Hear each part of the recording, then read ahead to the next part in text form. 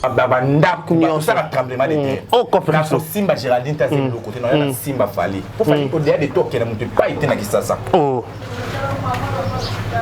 Pour faire la combat Fali. OK. Bah il va faire Fali ba monat. Ba monat tu vas fingo. Eh ba ben ba faire ça.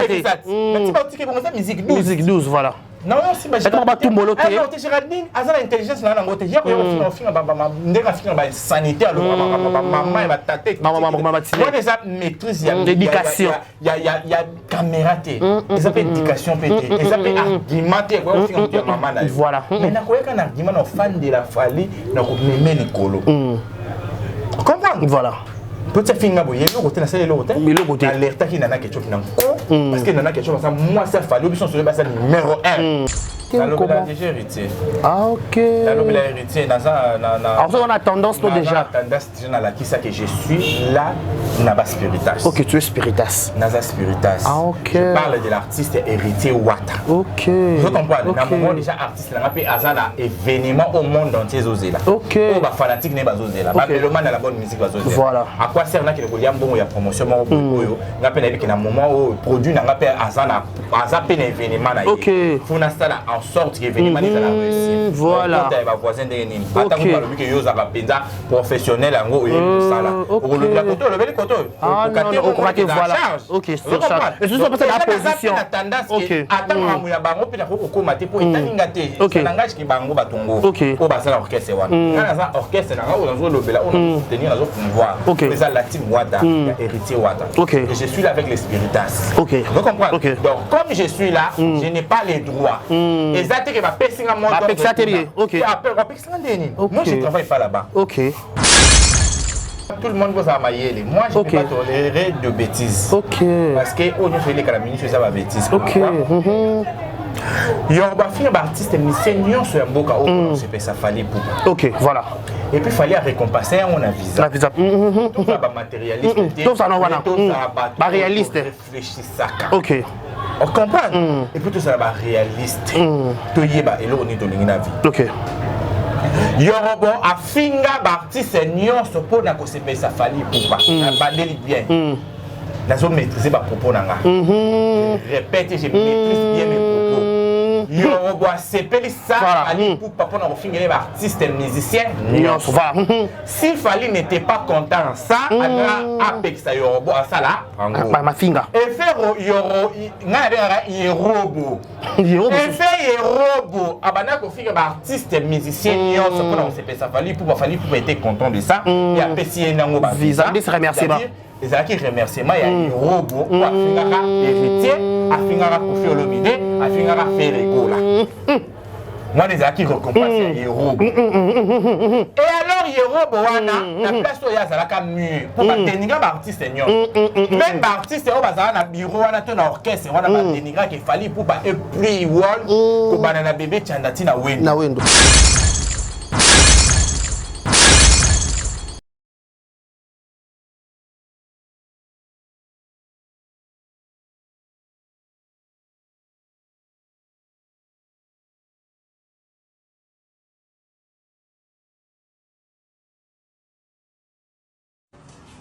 Ah, oh, Brazzaville, Boya et Maramoueza. Voilà, voilà, salon, Cam's Beauty, pour des make-up, pour des péris, pour la mamouillon, ça va dire micro-shaking pesant en téléchargement. Ah, voilà, Katia, Cam's Beauty. Bah, vas-y, Baza. On va te demander. Baza, besoin de ça, pédicure. Donc, une seule adresse, ma colonne. Na koti boye basali o pédicure ma colonion so ato zali na problème on ma ko le katana awa na Cam's Beauty Brazzaville na 123 avenue Ampère 123 commune ya Bakongo ya Bongo to on va bien on za Brazzaville Bongo donc avant la make-up à Péri kitoko donc ça on va dans l'espace là le make-up de Salamara donc a aux a décidé donc manicure, soin de visage. Vous connaissez ça va marier, vous connaissez décorer mi tout cas, vous connaissez la perruque, tout. Location à voile et ça la casa pour la vie. Donc une seule adresse Empire 123 et 123 Ampère avenue Ampère 123 Bakongo. Check. Boya et Maraboueza. Bonjour, bonsoir, tout dépend de l'heure à laquelle vous allez recevoir cette petite vidéo et à la présentation, c'est votre humble serviteur Dekare Bashia, l'homme de Boya et Makamboza. Je vous dis un grand merci, abonnez-vous massivement sur nos différentes chaînes, likez, partagez, laissez des commentaires, ça nous fera énormément plaisir. Comme vous l'avez remarqué, comme vous l'avez constaté, nous sommes là comme d'habitude, à chaque fois quand il s'agit de vous informer, de vous divertir, de vous tenir compagnie, on fait toujours l'impossible. Aujourd'hui, on reçoit pour vous, et il est déjà habitué de cette émission, vous aimez ses dios, vous aimez ce qu'on partage ensemble avec lui. Il s'agit de qui? Il s'agit de Moura de la presse. Quand vous voyez cette décoration, quand on vous dit toujours, il faut, quand vous voulez vous bien s'habiller, il faut faire un choix chez Moura de la presse. Nous sommes sur l'avenue Kanda Éthiopie. Voilà, Kanda Éthiopie, voilà. Juste en accord, nous avons une boutique à Moura de la presse. C'est ça, voilà. Nous avons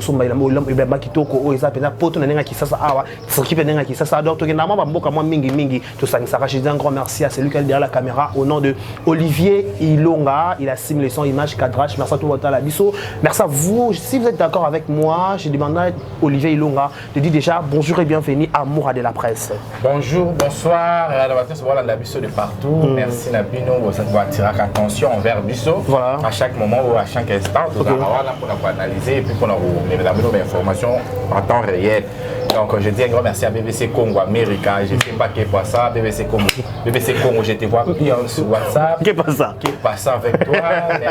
BBC Congo, la merci à toi.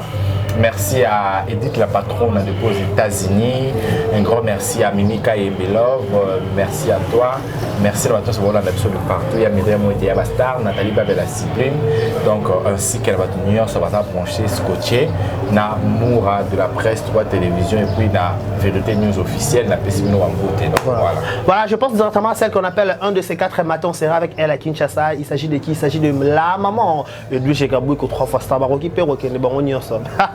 Mais lui, j'ai gaboué 3 fois Star, elle sera Kinshasa avec nous, avec mon petit neveu. On a dit Adonai, il sera aussi de la partie. Voilà, moi de la presse, Boni santé déjà.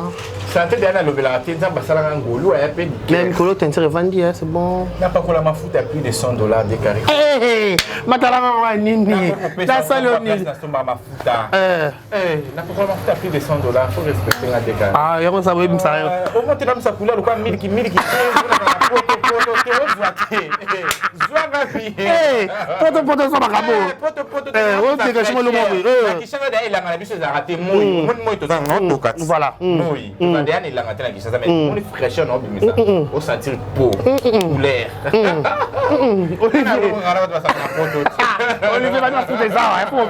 comme ça, combo paysan.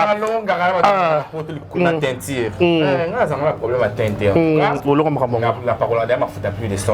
Ok. Son adresse, un numéro pour contacter. On a aussi Ritz Beauté. Ah, ben, la problème. Ah, Ritz Beauté, ça me semble pas le beauté. Ritz Beauté, mais quand on a la promotion. Ok. Promotion PESA. Ok. Il y a la maison cosmétique Nena Kishasa pour la nuance au produit à Ritz Beauté dans Nena Kishasa. Ok. L'activité nous faisons na poto. Ok. À s'installer PA. S'installer na Kishasa. Na moi oyo promotion ça na bangé na promotion. Ma foot à Ritz Beauté pour son mango bagam na $100 ça $50 et à partir à 15 20 Mata. Ok. C'est à prix $5. Ok. Batu nyonso bana problème ba tâche bouton nek bo ba tampon na bino wana ba bouton ba ride et tout ça va pas vraiment tembele boy non pas malika voilà ba produit nyonso qui est à $15 $20 ba gamme nyonso ka de bosomba wana bon profiter na mo bangier na promotion zo sala parce que kalaté ce ka promotion kati ezaka pour juste ouverture ya maison so promotion kati nango tozongela ba prix normal donc bon profiter bato boté karama futa bolinga en gros bosomba bo stocker bato que na bosomba mafuta ba Côte d'Ivoire, nous sommes mafuta partout par-ci par-là pour profiter de la promotion au USA pour nous stocker. Bato pour parler de la gamme ya Ritz Beauté pour profiter pour nous stocker. Pour ce cas, tozongela la promotion ba présent.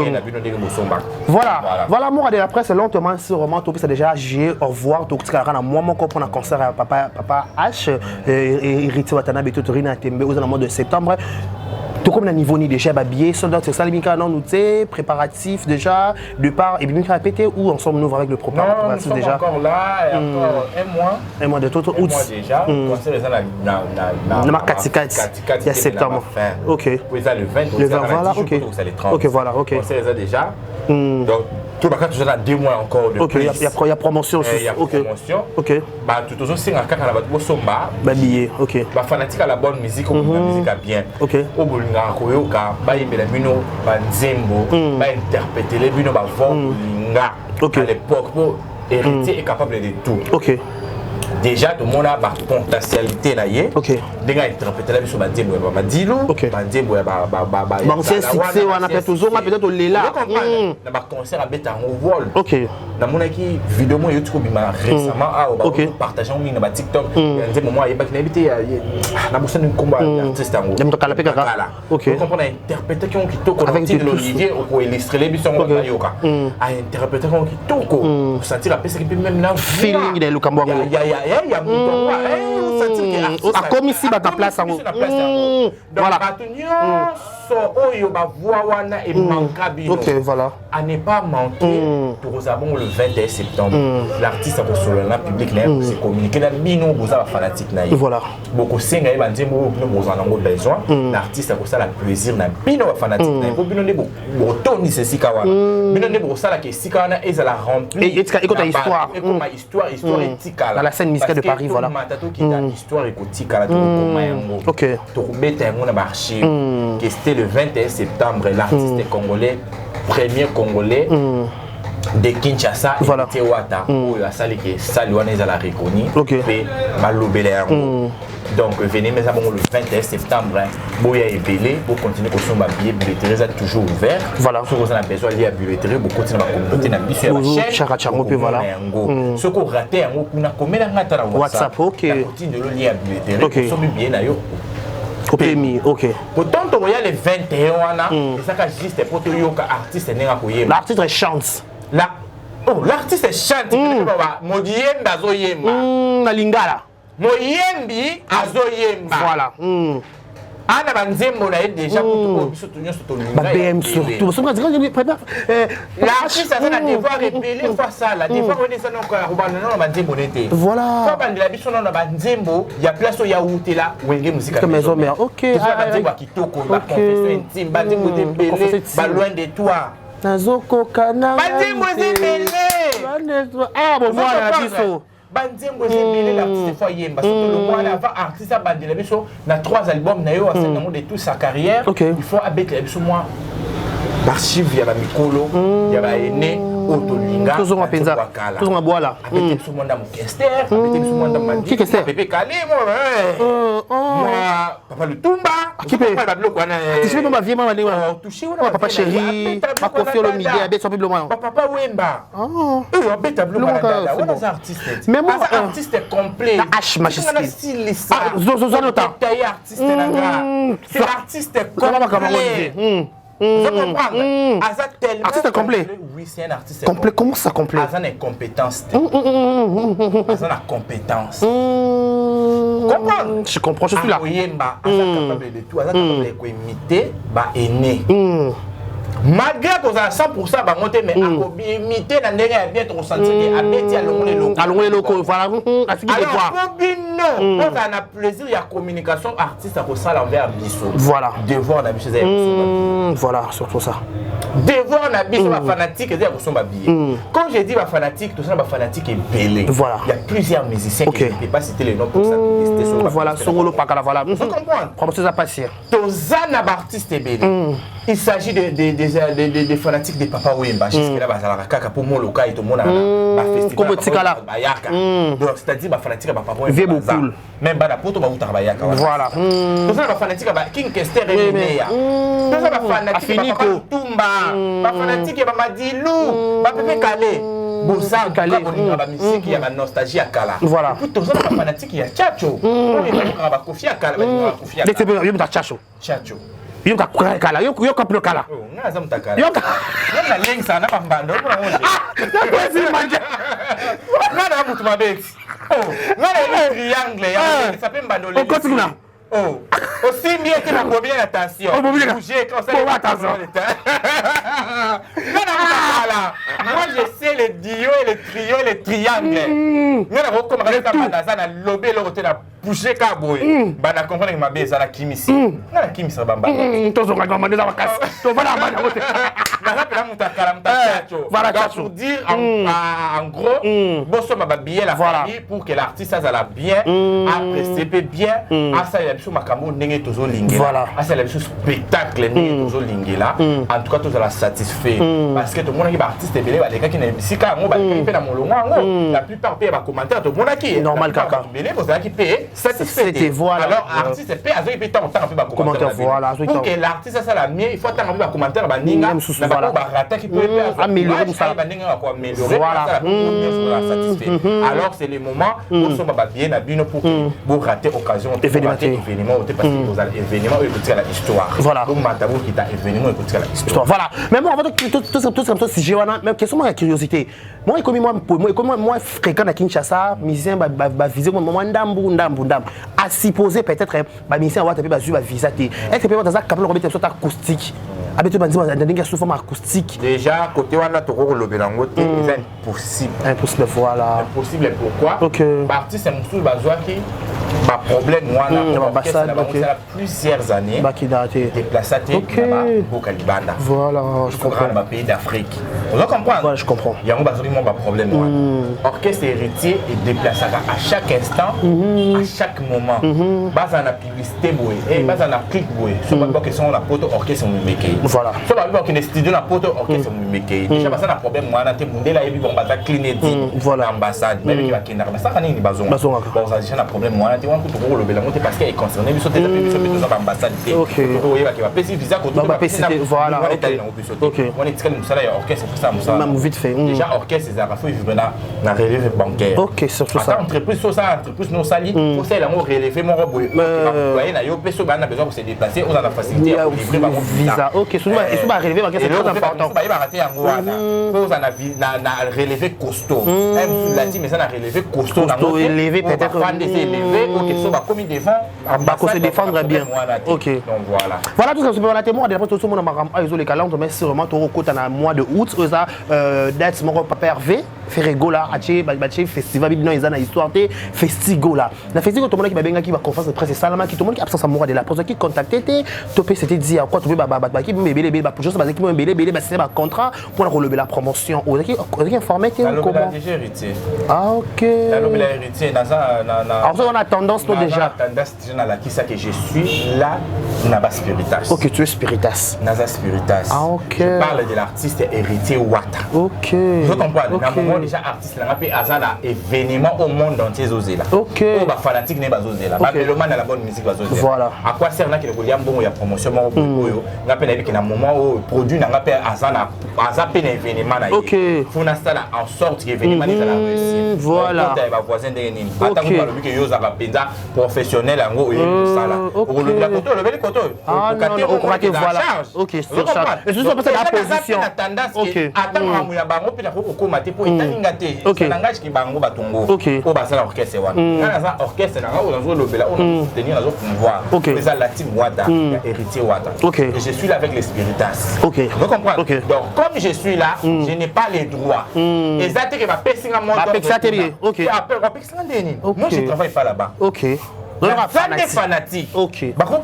OK, voilà. Mais le quoi na yebi ke na ki fanatisme na zo sala. Je n'ai pas les droits pour katise balé mususu parce que moi je suis le quoi ndito sana Congo Brazzaville. Fan de Congo Brazzaville na ki fan de Congo Brazzaville. Non, OK était. Non, pour pas été la Brazzaville. Madame Roquet de Paris. La team Wata. Voilà. Là où je défends mon artiste et je suis très à l'aise, c'est héritier Wata. Donc, tu te retrouves dans ta peau. Voilà, l'histoire retiendra que le 21 septembre, l'artiste a reçu du waouh. Mais surtout, l'artiste a fait du waouh. Tu seras waouh. Tout ça, bon mot. Ah, waouh, waouh. Ah, OK. Ton fan a dit, l'artiste a fait waouh. Bon, faut m'entendre beaucoup. Pour le plaisir, les Kambango. Ah, perçance, hein. S'exprimer. Au bout d'un artiste, ça yemba. Attends, bateau, on va streaming. On va streaming, voilà. On va live. Son artiste, ça yemba, dit, mon mot, il m'a dit, waouh. Eh, waouh, nous sommes bons. Vous cassez notre zoto. Oh, yemba raté. Vous qui nous sommes Yoga Barchi.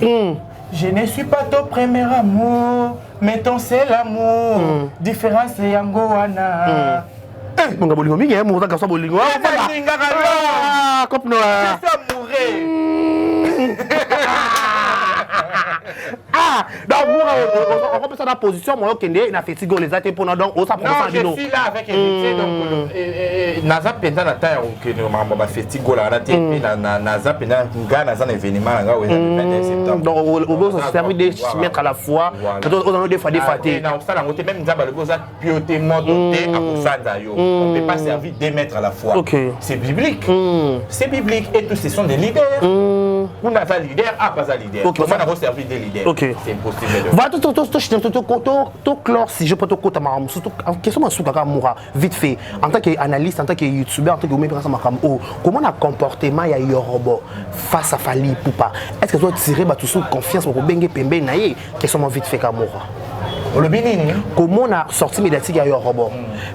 Pourquoi on le pour Fally Ipupa. Est-ce que tu dois tirer tout sous confiance ba bende pembe na bango. Et avant la confiance à tirer, tout le monde va s'amailler. Moi je ne peux pas tolérer de bêtises. Parce que on ne fait les calamines, je fais ça bêtise. Il y a un artiste musicien sur un beau cas où se fait ça Fally Ipupa. Ok, voilà. Et puis il fallait récompenser on a visa. La visa. Tout ça va matérialiste. Tout ça non voilà. Pas réaliste. Réfléchir ça. Ok. On comprend. Et puis tout ça va réaliste. Tout y est bah et là on est dans la vie. Ok.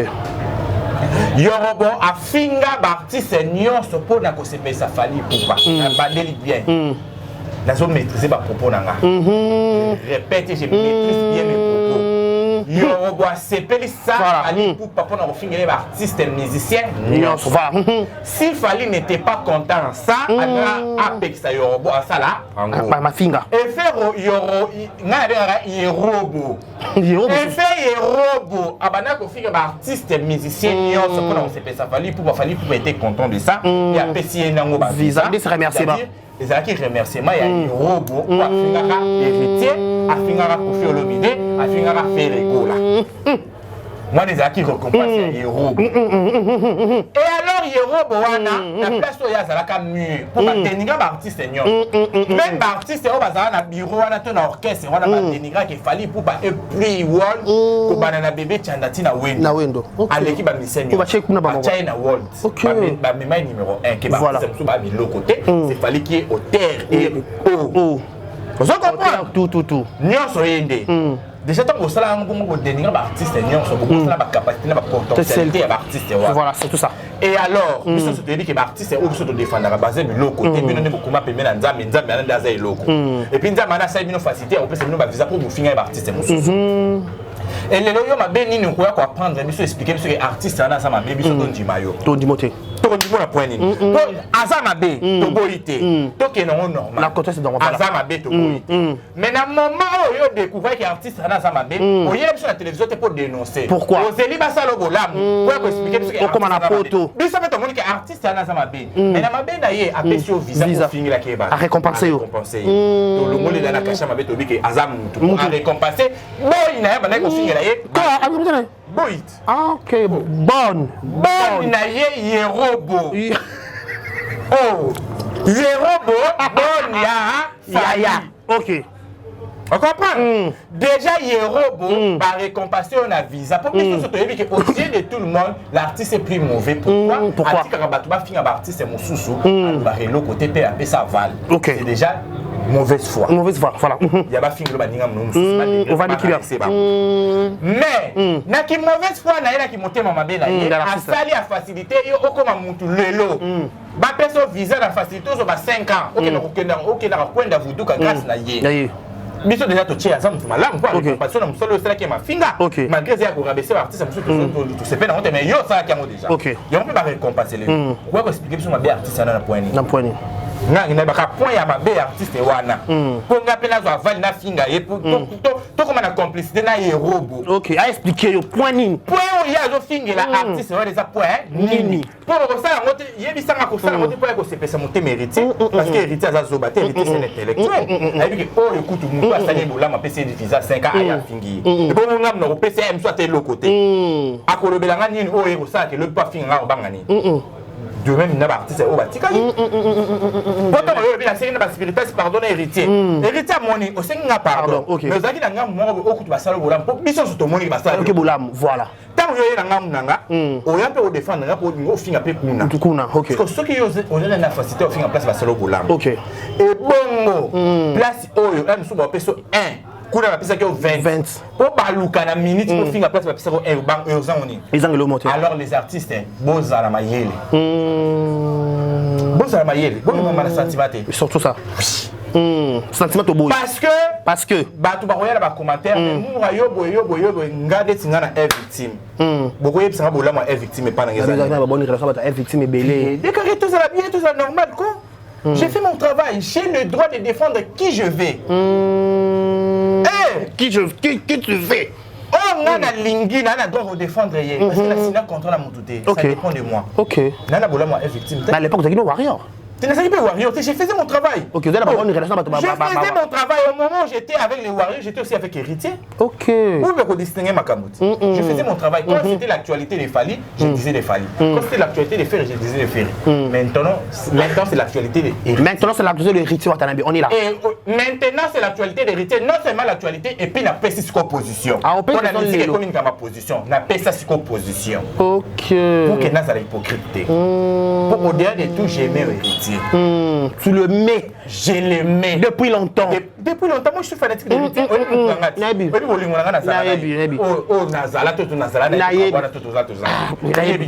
j'ai soutenu toujours héritier nanga la futa $100 na concert héritier à VIP na village Chetemba na kenela mutanga na la billet kututé bueno bash na boya bash na ngana ça na mi faire plaisir parce que j'aime héritier nga debi ya bolingo na mutalinga na ye to kuto na nzemba nini mi anjimi des mots vous comprenez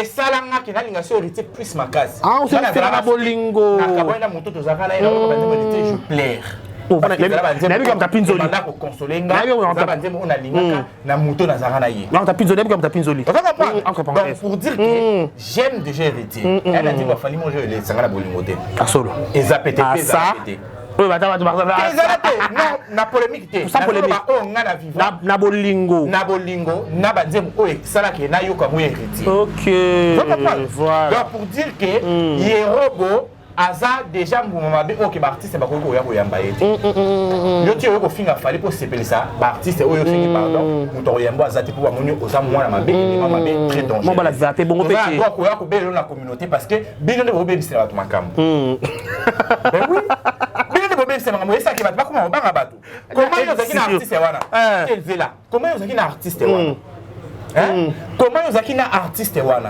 ya likambo te tomoni sika bafingo te ya problème te oleki oyo kofinga artiste na oyo bato nyonso bamoni basala bolamu oke bato mosusu bakosala bato bolamu yango on a raison changer les appels en face yokanisi nde toza boye bato mosusu bafinga nga na victime nayebi mpe bato baotinda bango te oyebi mpe kizenga Géraldine asalinga émission afinga nayebi moto ana nsima nete osomongi nayebi koclashe bato nazala mona victime je garde ma position babon souvenir aussi nazala respectueux à la longue même pas ministère ozala comprendre que ata nazala na ye nazo défendre ye naosala makambo lokola zoba te je suis pas bête je suis une personne qui raisonne je comprends na ko réfléchir ma bé ozo le kakuna te malgré na zabona ya ko bimisa on était pour na CP ça héritier non c'est pas classe voilà au garde moi sans soi na ko fela yango te ouais plus quoi respect et pas héritier la considération la confiance na confiance que ata mona sana ngate alors akoya ko beta masona na télévision voilà surtout ça akoya ko le baba bien na la télévision te et ça des rares artistes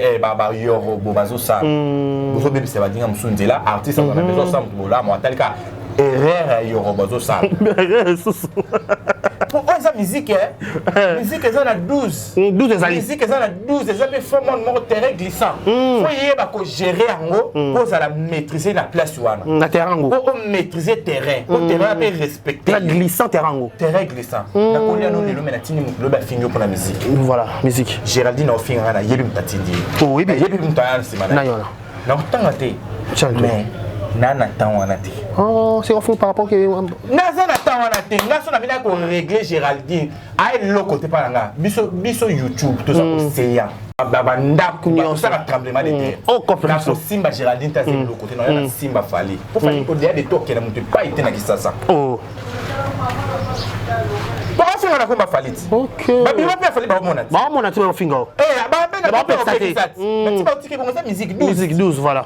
Non, si bah Géraldine, azana intelligence na ngote. Ya ko yo finga ba ndeka finga ba sanité alors maman va tâter. Maman moi déjà maîtrise ya éducation. Ya caméra té. Ils appellent éducation pété. Ils appellent argumenter quoi finga maman na. Voilà. Mais na ko yeka na argument na fan de la Fali na ko meme likolo. Comprendre? Voilà. Petit finga boye le côté na c'est le côté. Mais le côté alerte qui nana quelque chose na parce que nana quelque chose ça moi ça Fali obiso sur basa numéro 1. Na kati ya foyer là. Mama Warrior. Numéro 1, c'est Nana Ketchup. Mais tout le monde est un individu, il y a Mama Warrior, parce que tu as combo ya Fali. Directement, photo belle Nana Ketchup, photo ça alerte. Au numéro 1. Na ça alerte Nana Ketchup. OK. Je suis bien dans oyo, yé qui zenga Géraldine Fio Azara Brazzaville. O là le blanc Roga yes que le blanc artiste et musicien. Botiki a finga bande ko ba congolais. Parce que on répliquer, na ko zanga argument ko ya ko répliquer. Na ko zanga ba audio ba tomba téléphone na ko zanga ngote, mais par respect pour battre la place, il y a confiance Penaza, na Koko Sarango. Et Robo, c'est les moments où il va nous changer le langage. Voilà. Voilà, merci beaucoup Moura de la presse. Vous comprenez que c'était Moura de la presse. C'était tellement vraiment clair avec ses propos. Il a expliqué ma propos. Il a dit que Mouto Nyonso ou à Salon Bola, il faut seulement une reconnaissance. Ok. C'est clair, tout le monde a raison. Pour Mouto là, les sauter a beaucoup de ah oui. Moi, je suis grâce.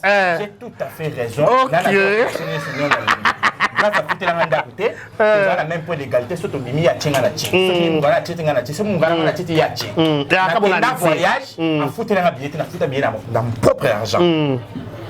La loi qui a admis que comme non mobile dans Gaza ou au Msambo on était oui c'est logique comment on va comprendre n'est pas la fois là on te fait une masse aux habits 17 de côté de fan il est à 4 5 ans ah vous rappelez la somme c'est tout à fait c'est comment ben oui il y a une grande ça la carte vous comprenez donc pour dire que on est l'autre côté on reprocher deux fois 4 pour réfléchir pour clasher dans ça côté non réfléchir petit voilà. Eza bongo. Loi wana eza normal. Voilà tout le monde a non oui, on a raison par rapport à vous. Mais na monto asalo bolamu à 100% ataza ki na faute. Même Bible lobi monto o asalo bolamu ataza na faute atoka ngena faute. Yo garder ka bolamu ne wana betem. Soko lobi mabe na yo perdre. Dit yorobo akufuta karama. Voilà tout comme ça, on a peut-être changer ma sujet, moi de la presse. Merci à Olivier, c'est lui qui est derrière la caméra. Il a sim, image, cadrage. Merci à vous, merci à tout le monde. La biso, je tiens à signaler que cette émission est en direct de Kinshasa et à la présentation, c'est votre humble serviteur Décaré Bachia, l'homme de Boya Makamboza, garçon 1m70. On a réussi pour vous, moi de la presse. Il parlait par la musique et on va essayer un peu de faire un petit changement. Tout à mon qui est mon mambo, qui est pas mon mambo, qui est ma boisa, puis mon mamboisa, pour tout le monde solo là. Malobi, félicitations à Domazé. Yaza moko ya ba pionnier ya théâtre na biso maboki ya bala kezaki week-end mais na commentement ba ko babi ki tous au moment moké moi sima to ba ka Domazi bazaka les trois petits ninjas so pe to le bape bongo to pe les trois massa ya kala bazaka Domazi Mobutu na SB style bisalo mais ba toujours au delà de tout na likambunyo so li ya sengo ya libala faut komona baninga no ekala mais na babi pourquoi absence très très remarquable ya ndi on a biso Mobutu ba to biku plus babi que est-ce que ça te rankino ba swana ba kenda na l'état yo peut-être yaya aboyko ya fait swana vandaka na rankino na motema peut-être mais le contexte c'est la tête sur le but que la rankine muta salam tu m'abeza nani Mobutu c'est tout ça bien ah tu vas prier tout on a pas tellement Christ tout ça bien prière ko zanga te ah quand qui on a Mobutu ah convoi spécial oui il faut prier c'est bon attitude c'est son attitude wana ezalaki mose na Midiani akengelaki pata na kati ya lisobe Yawe apimela kiye na lisobe na lolengela moto ekopela na nzete olele ya lolengela moto ekopela na nzete Yawe alobaki Yawe alobaki Mose kende kobi misa bato banga na kata bolumbu Yahweh alobaki Yahweh alobaki Yahweh Mose kende kobi misa bato banga na kata bolumbu Mose alobaki Nzambe waba koko wabino ati ndingai kobimisa bino batike jipito kati na bongo lipata na Nzambe kengelaki bango Yesu topesi yo merci na dossier oyo tokoti ya zone na turbulence ya bato maboke oyo ezala zone moko mabe tokakombataka biso même spirituellement. Amen. Mais na dossier yango tokoti tocomprendre hypocrisie ezorenie makasi. Mobutu na fete ya monani te tokoloba nini azwaki tante to kibogera kala ya kimobalo bawelaka kala ti ya mambo ya leta ezokontinue kaka tolongwe wana toyebi mutu moko ye ata oza na feti na nkunda afungoli libulu okoti ya kozala ye ata oza na matanga na suka mokili kuno leki mikongo leki bibo leki kuno ndeti orevoir kongo tokende bandundu ya koya tata belle oya monani te ndenge tokoloba ngo hypocrisie to ezaka po doma aza tongaki na SB. Ok. Tala na poisa. Baloba si la yaka ba fête ba tout mais tozela ki bateau bazaka ba yaka ba fête ba tout bazaka tout est disponible. Disponible. Ba naza disponible. Le ya yo. Mais ba monanité. Tala ba kraba ba ko fela ki Yesu. Amen. Amen. Tout ça. Sikoyo. Mobutu tolongola ye pe na kutu koyena makambo oyo normal akoya to comme oya te soni basala bombanda bakangana pe bakenda ba leta walinga bachana bona si apparemment eni kutu te soni la honte ba liboso na yo la honte moninga bala kitura liboso malgré bolinga mobali ne bokenda tina ba leta bokabwana moninga bala susu arebali des fois des fois marche de mazé ou bala ka c'est chassit Yado Domasele. Oh, deux fois marié. Deux fois marié plutôt. Deux fois marié. Bakani mambo bien. Oh, le monité les balles les qui sont reconnus comme balles n'y a c'est comme maboké. Oh, Yado deux fois marié. Lequel Davina tu pas bouger quand même. Mobutu atali. Ah. Na sala ki bombana na fio to komati na baleta. Mwana libala liboso. Bongo libala les sous ngana zakara leki ya quartier. Ti lelo na zaka mu prima. Ba ya quartier ba fongola ba mela. Comment on peut ça mu prima te na kende place mongo be ba sombi ngana keti ba kermela ngana ndako. Mais ba sombela ngaka ba na quartier. Ba ya quartier ba leki ba moni mwangana na ko ba fani ba fongoli petit à quartier ba mu prima ba meli. Attends, non, je suis pas honoré. Ma sango ba milana ndako eza plus honoré que ma sango ba fai na baba. Parce que ça ma sango zo milana ndako, so ma privatiser zo beta zo mo. Ça Ivana. Ozota moi TV, ozota moi Lendo na yo. Mais ma sanga bala les zo milana kuedo o mendeti butero. Ne mo eza boy. Na fongola ko claro. La valeur te silimba mo. Poussière pépaille. Mais ma sanga ndako mo ça qui va les zo beta. Na ko milana na lendo malembe. Bon non, pour la makamuso. Na ko milana na malembe. Vous comprenez? Mais il y a ça mon prima il y a ba beta clairon, ba via quartier, ba beti petit à quartier na mon clairon. Là, il bande. Voilà, OK. Atali siko. Na kende. Assez réservé. A check Mobutu. Allez, ça pété papa les kayaya. Et bon mon tata belle. La fille la plus humble. La fille la plus humble. La plus sympa. Ata na sama belle. Ata na libulu ya za Yesu. Ata bota na sa libulu ya koya. Oh. Elle partage avec tout le monde. Parce qu'elle est sociale. La plus sociale, la plus douce. La plus douce. Que la douceur. La douceur. Ok. La douceur. Par rapport à la douce. Elle est douce. Elle est douce et la douceur en elle. Ah, ok. Comprends? Je comprends. Elle part partout. Là où elle est, et là où elle est pas. Là où elle est, ce qui va benguer, il y a un problème vite fait, elle est là. Ce qui va benguer à 12h jusqu'à 12h40, elle est là. 20 minutes à retard. Ah, ça va. Mais comment honorer une invitation? Pourquoi? Parce que Nicolas Liboso de Maza Utapote à Kinshasa a tourné à la SP. À partir de l'arrêt à Nani, si là. Ceux qui de Maza tournent à la chaîne à Bango. Qu'est-ce que vous avez dit? Papa, il me paye un soupa, il pété. Il me paye absent à la vie. Toi qui as dit bon, bah hypocrite. Ok. Hypocrite. Bango hypocrite, mais hypocrite. Ah, là. Hypocrite.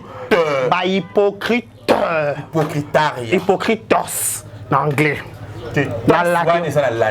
Latino, latin philo. Oh là là. Roma, Rosa. Kaka clique ça là wane ma fingologie, ma fin racine, ma traité ingrate, orgueilleuse. Quand clique wane yété. Pourquoi? Comprendre? Parce que à l'écart d'Angela cook.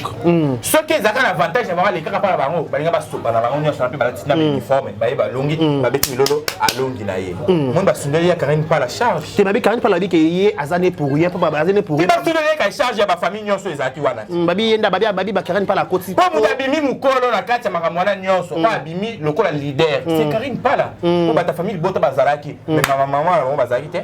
Ba la douce ceux qui la douce bazalaki. Maman on va s'arrêter. Bah déjà bazanga batata. Na ba maman. Oh bah telenga na kalbana lola. Oh. Vous comprenez? Mais babi que jour on peut babala qui fait jour elle bala Siana, mais babi Siana bala qui civil. Bala qui civil. Déjà coutumier. Qui civil. De la religieuse qui mois prochain sur mois comme. Mois roya kuna. Vous comprenez? Civil est soit dans la moïda tout ça kabana qui moïda pour lali. Au pays. Ba wana za collègue. O wana bali wana pondération na bango. Yo ozana likambo. O vitenga na considération na droit ya koya na zalaka na yo. Voilà, c'est ça.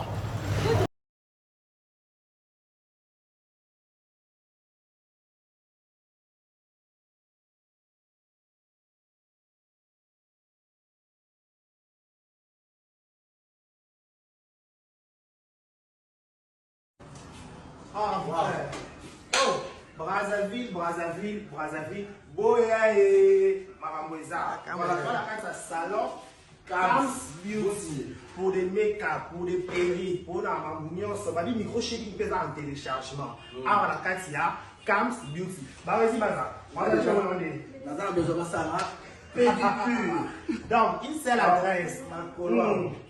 Na koti boye basali o pédicure ma colonioso atu zali na problème on ma ko le kata na yo awa na Cam's Beauty Brazzaville na 123 avenue Ampère 123 commune ya Bakongo. Ah ya Bakongo to on va bien o za Brazzaville ah on a make-up à Péri kitoko donc ça on a espace là make-up de salama donc ah on a décidé donc manicure, soin de visage. On connaît ça va marier, on connaît décorer mituka, on connaît la perruque, tout. Location à voile et ça la casa pour la vie. Donc une seule adresse Empire 123 et 123 Ampère avenue Ampère 123 Bakongo. Check. Boya et Maraboueza.